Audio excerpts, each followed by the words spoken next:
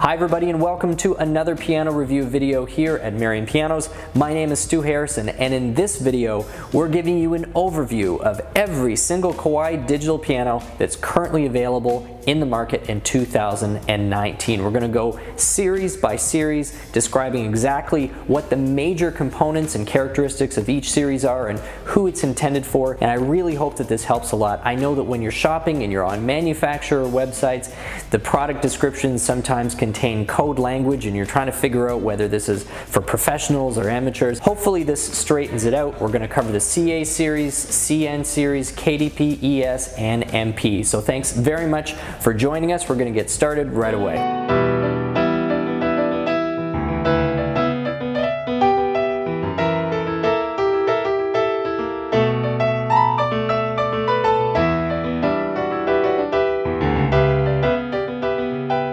So now let's talk about Kawai's CA series. Now this actually stands for Concert Artist Series, and honestly the name says it all. This is a set of digital pianos which Kawai has designed for professionals, for teaching studios, really users that are looking for the premium digital piano experience in kind of a mid-price range.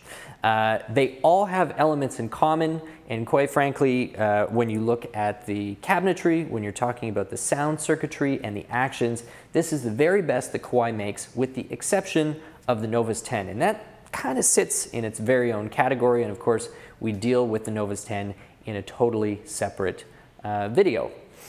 So what are the aspects of the CA series which are all in common? Well, for one, they all use Kawai's premium cabinetry. So this means that you're talking about really high quality hardwoods and fiber boards for the cabinet. This makes it very durable, not just for home use, but if this is going to sit in a church or a school or a teaching studio, these are instruments that are going to really stand the test of time, not just in terms of their musical components, but the furniture itself. Another thing they all have in common is they all use wooden actions. However, there is a difference between the top two and the bottom two. The CA98 and the CA78 use the actions which have those full-length keys and look and operate a lot more like a grand piano action versus a digital piano action.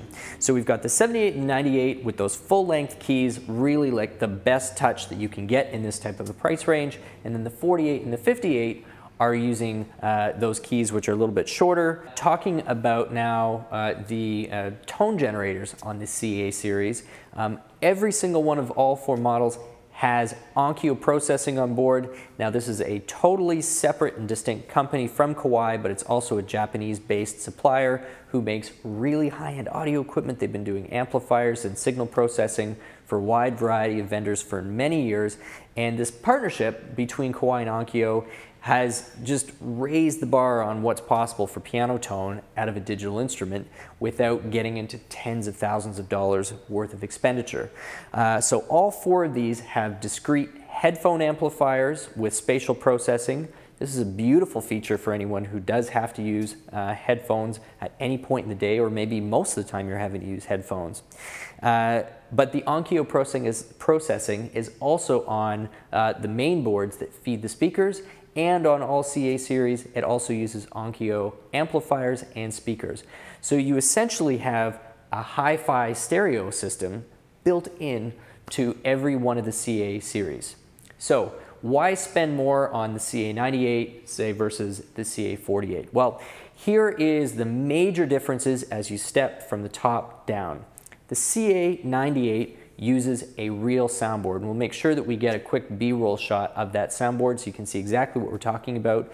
It's the only one in the series that has this, and so in addition to the main speakers and the tweeters, you actually have a spruce soundboard on the back of this machine which is magnetically activated and contributes to the resonance of the instrument. It really creates a nice acoustic effect, and it makes it kind of a dramatically different playing experience than the rest of the series. Now the CA78 is virtually exactly the same as the CA98 except for that soundboard.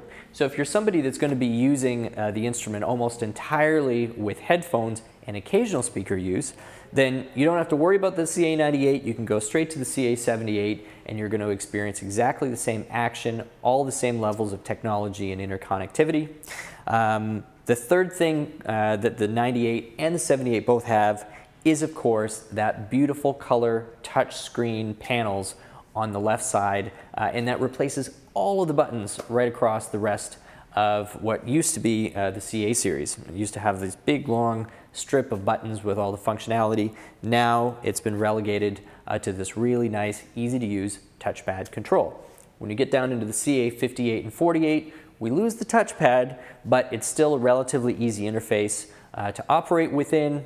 And of course the CA58 still coming with tweeters and main speakers, no soundboard, just like the CA78. And then when we drop down to the CA48, it's an even more simplified control panel, more simplified speakers, but of course we still have that wood action. So it's really slowly adding and improving the actions that you get, improving the control panel options that you're getting, and the power and the, I guess really the fidelity of the sound that you're getting. But regardless of what you're choosing within the CA series, you're getting an instrument where the objective has been to deliver the very best touch and piano tone for the price that you're going to find anywhere within the market.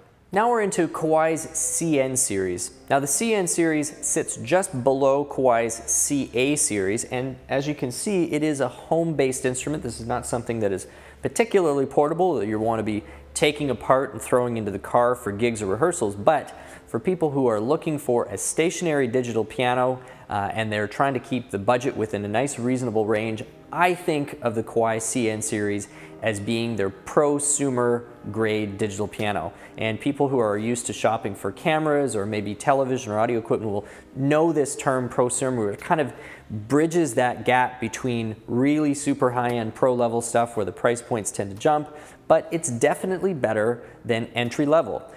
Every aspect of the CN series screams that it is not an entry-level instrument, but they've contained and kept costs lower where they can so that they can continue to deliver a really great piano experience for people who are looking for something that is just simply more impressive than the entry point into the market. And that's where the CN series really kind of takes its stand and has done incredibly well in North America over the last particularly 5 years. The series has been out long before then, but I've really seen a jump in popularity, first with the CN 29 or 27 and 37, and then more recently with their replacements that have been with us for about a year or so, the CN 29 and the CN 39. Now, just like the CA series that we also cover in this video, the CN series are the first instruments in Kawai's lineup as you're going from bottom to top that have some Onkyo processing on board. That's dramatically improving just the structure of the tone and just how dynamic and well crafted, you know, the piano tone is. They're both using the SKEX sample sets for their main and primary acoustic piano. And so really, what are the differences between the CN29 and the CN39? Because they do have the same action, and that's the RH3 action that everybody's been reading so much about. But there is definitely a difference in the speaker quantity, the wattage quantity of the amplifiers, and a huge difference in the onboard sound and features.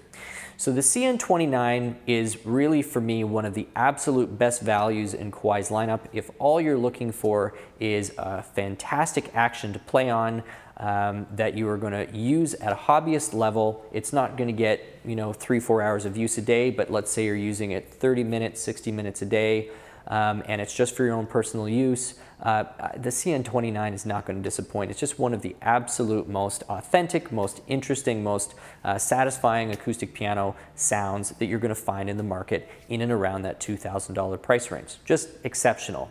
But that's about the only thing that the CN29 does. It's pretty lightweight in terms of the amount of tones that it's got on board. It does have all of your basics covered. You can count on things like a few string patches and pads and harpsichords and vibes and some electric pianos, but I think the total number of sounds is somewhere around 24. So enough selection that there is some versatility there, but relatively limited compared to some of the pianos on the market.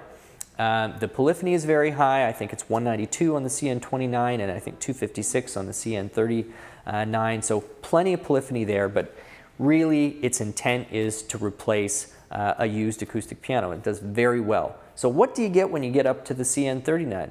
Well, now you're talking about 4 speakers instead of 2 speakers. The wattage dramatically jumps. I think you go up to about 100 watts on the CN39, or it's somewhere in that range. Someone can correct me on comments. And it's less than half of that on the CN29.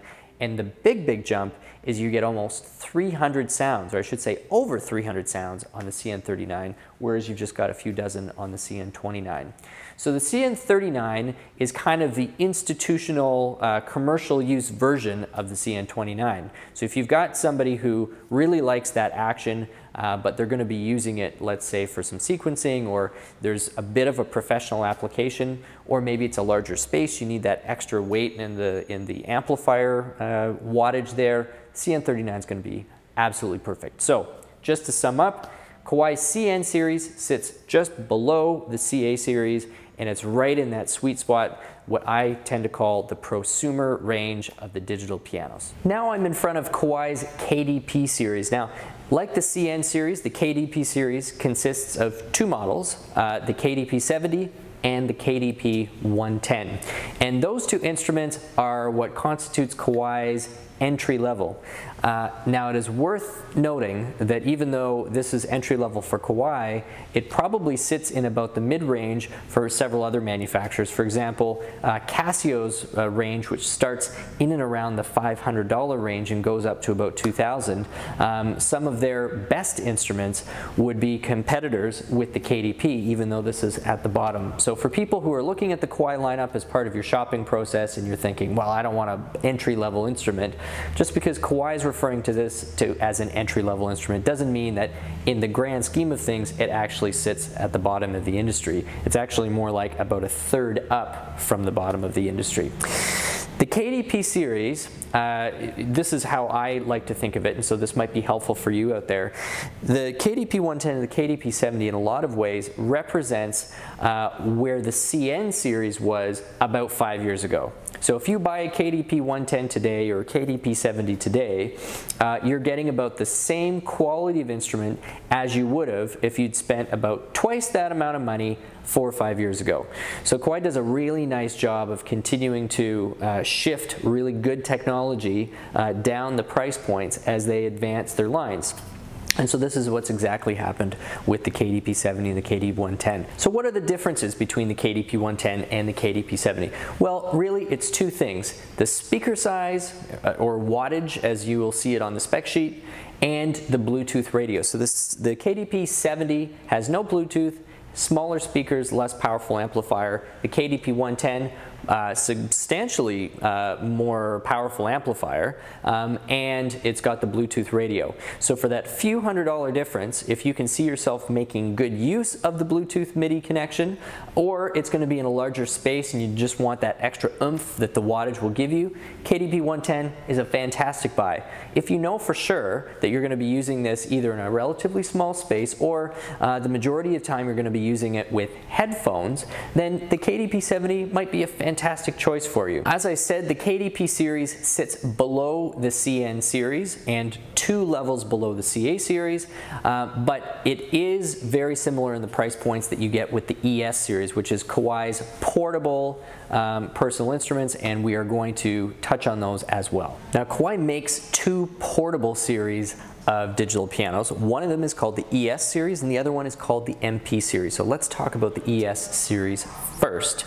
There are 2 models in the ES series. One of them is called the ES 110 and the other is called the ES 8. Now, of course, we're shooting this in 2019, so this is always subject to change. Kawai is constantly evolving and coming out with new models, and we'll try and keep these videos as up to date as possible, but at this moment, ES 8 and the ES 110.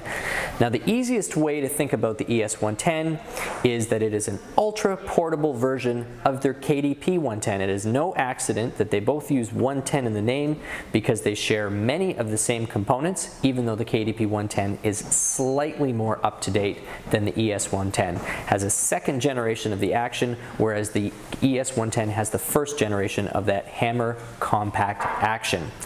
Now, the ES110 is known for a couple of things in the industry. One of them is just how super portable and lightweight that instrument is. So we have a lot of people who use the ES110 professionally for rehearsals, for gigging, simply because it is so light, it's easy to just throw under one arm, hop on a subway, hop in an Uber, whatever your needs are, and you're on your way. You can walk blocks with this thing without killing your shoulder, which is great and almost never heard of in the digital piano world. Now the ES8 is quite a different beast. Even though they are both portable and they both start with ES, really it's two very different customers for these instruments and two very different price points. The ES8 being more than twice the price of the ES110. Has a totally different action, the RH3 action, has a completely different speaker system, has onboard intelligent accompaniment, and has USB digital audio recording capability. So the ES8 is really an all-in-one unit designed to compete with models like the Roland FP60 or FP90 or the Yamaha P515, whereas the ES110 is designed to compete more with Roland's FP30 or the Yamaha P125. That's what it's called, P125. So that's the ES series, really more focused towards a professional user, or if not a professional user, someone who requires that portability and is willing to deal without having the triple pedals or the furniture to go along with it. Now let's talk about the MP series. The MP series is a much more focused, much less generalized product set. There's two of them. We've got the MP7 SE and the MP11 SE. I believe the SE probably stands for second edition because there was an MP7 and MP11 before this point.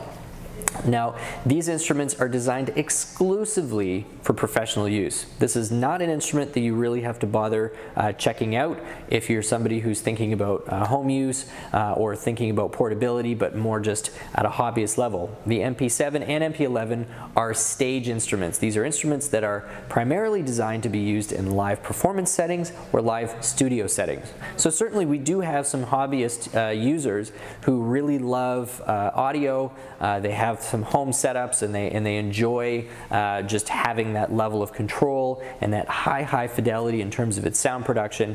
But otherwise, these are instruments that are exclusively built and marketed to professional musicians. Now the MP11 is more of a piano-centric instrument. It actually has the same extended wood key length with an actual hammer in it as some of the CA series, whereas the MP7 is actually using the RH3 action, but is set up more like a stage piano a la a Roland RD2000 or Yamaha CP4. So those are the two MP series, and of course those are the two ES series, the ES110 and the ES8, and that makes up Kawai's entire portable lineup. So thank you very much for watching our video on Kawai digital pianos. I hope it's been helpful, and I hope you have a better understanding of exactly what series fits into what price point and who it's been made for. If it's your first video that you've seen on our channel, we'd really appreciate if you did subscribe, and of course we hope to see you back for future videos, and do leave a comment. We do our very best to reply to each and every one. Once again, this has been Miriam Pianos. My name is Stu Harrison, and we'll see you back next time.